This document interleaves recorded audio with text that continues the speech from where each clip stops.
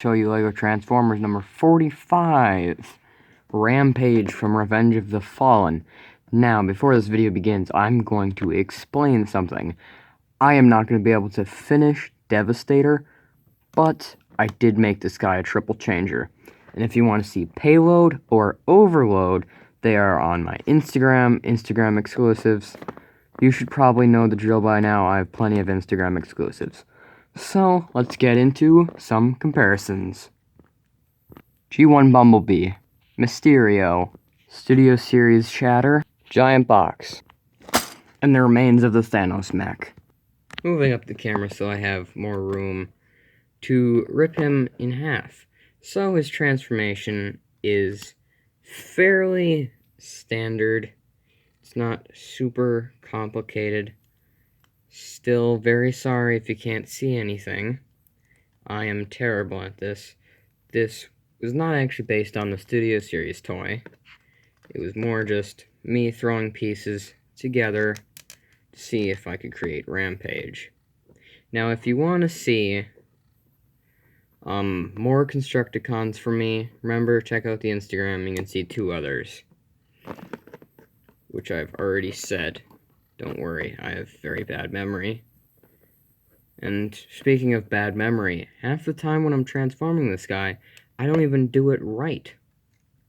Like, I'll transform him different almost every single time, but he will almost always end up exactly how he should.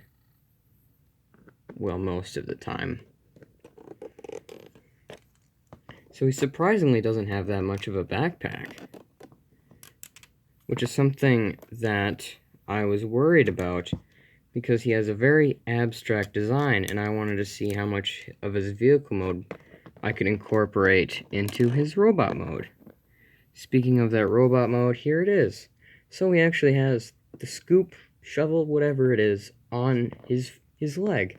Now, I couldn't find a good way to have this fold up without using pieces that I'd have to take from something else. And you can have these pieces flare out to make it a little bit more accurate. And you can move them down like that. There should be... He's very fragile, but there should be, I believe, another set up here, but I couldn't figure out a good way to do that at all. And his backpack, it's quite big, but it could have been a lot worse, because this shovel was supposed to end up onto his back instead of his leg, which this is something I never see anyone do.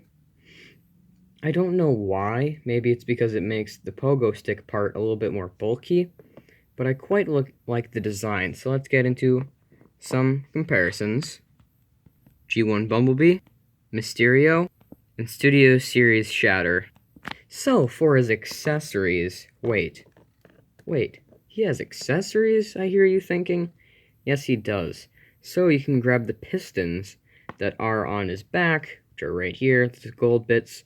What you can do is you can either attach them onto his hand like this, or underneath his hand, or really anywhere else. I personally like to have them like this. It gives him somewhat accurate guns, even though they don't look amazing.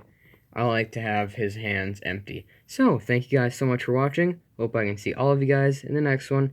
And remember, till all are one.